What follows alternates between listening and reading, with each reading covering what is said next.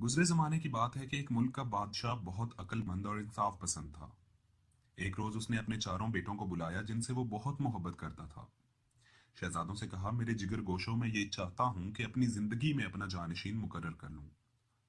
होता तो ये है कि सबसे बड़ा भाई जो होता है वो बाप की जगह संभालता है, लेकिन मैं चाहता हूं कि फैसला इंसाफ की बुनियाद पर हो। जानशीन का इंतखाब उम्र के बजाय काबिलियत पर होना चाहिए। बेटों ने अदब से कहा, अब्बा हुजूर, जो आप फैसला करेंगे हमें कबूल होगा। बादशाह ने हर बेटे को एक बीज दिया और कहा कि बीज को बोकर 1 साल इसकी देखभाल करनी है, खाद पानी मुनासिब धूप में रखने का इंतजाम करना है ताकि इसकी सही नशोनुमा हो। जिसका पौधा सबसे ज्यादा पसंद आएगा वही मेरे बाद बादशाह बनेगा। सबसे छोटे शहजादे का नाम अहमद था। इसने एहतियात से गमले में बीज बो दिया, गमले को एक ऐसी जगह रखा जहां पे धूप मिल सके। मुलाजिम को कहने की बजाय खुद गमले में पानी डालता और देखभाल करता। कई रोज गुजर गए लेकिन बीज से कोई भी कॉम्पल ना फूटी। शहजादा अहमद परेशान हो गया कि अब क्या करे, लेकिन उसने हिम्मत नहीं हारी, बल्कि उसी तरह अपने गमले की देखभाल करता रहा। वजीर खास ने मशवरा दिया कि बाजार से एक पौधा खरीद लें, किसी को पता भी नहीं चलेगा। छोटा शहजादा नाराज हुआ और कहने लगा कि बादशाह के सबसे खास मुशीर से मुझे ये तवक्को नहीं थी कि मुझे वो अपने बाप को धोखा देने का कहेगा। और बात यूं आई गई हो गई और 1 साल गुजर गया।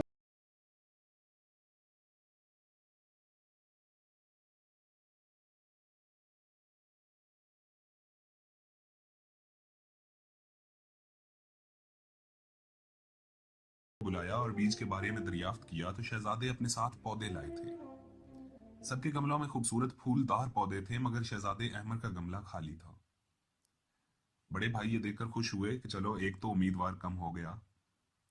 सबने बारी बारी अपना पौधा पेश किया और बादशाह को बताया कि किस तरह उन्होंने दिन रात एक करके बीज की हिफाजत की और ख्याल रखा। बादशाह, सलामत खूबसूरत पौधा आपके सामने है। सबसे छोटा बेटा आगे बढ़ा और नजरें झुकाकर खड़ा हो गया और बादशाह ने इसे बहुत प्यार से देखा और पूछा, तुम्हारे गमले में पौधा क्यों नहीं है? शहजादा अहमद ने कहा कि अब्बा जान, मैंने हर तरह से आपके दिए गए बीज की देखभाल और हिफाजत की, लेकिन बीज में से कॉम्पल तक ना फूटी। शायद अल्लाह को यह मंजूर नहीं था कि मैं सल्तनत की जिम्मेदारी उठा सकूं। बादशाह मुस्कुराया और कहने लगा कि शहजादे, जो बीज मैंने तुम्हें दिए थे वो सब के सब खराब थे। उनमें से कोई पौधा उग ही नहीं सकता था। ये सुनकर तमाम भाइयों के चेहरे जर्द हो गए, जबकि अहमद ने अल्लाह ताला का शुक्र अदा किया।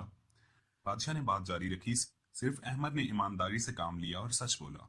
तुम लोगों ने झूठ और बेईमानी को पसंद किया। मैंने अहमद के पास वजीर खास को भेजा ताकि वो किसी तरह इसे बहला फुसलाकर इसको कोई और पौधा दे दे, लेकिन वो अपने असूल पर कायम रहा। जो आदमी अपने बाप और भाइयों के साथ इंसाफ ना कर सके वो अवाम के साथ क्या इंसाफ करेगा? ये तुम सब में छोटा से ही लेकिन सबसे काबिल और ईमानदार है। मेरे बाद तख्त व ताज का मालिक अहमद है। बादशाह अपने तख्त से उतरा और बेटे को गले लगा लिया।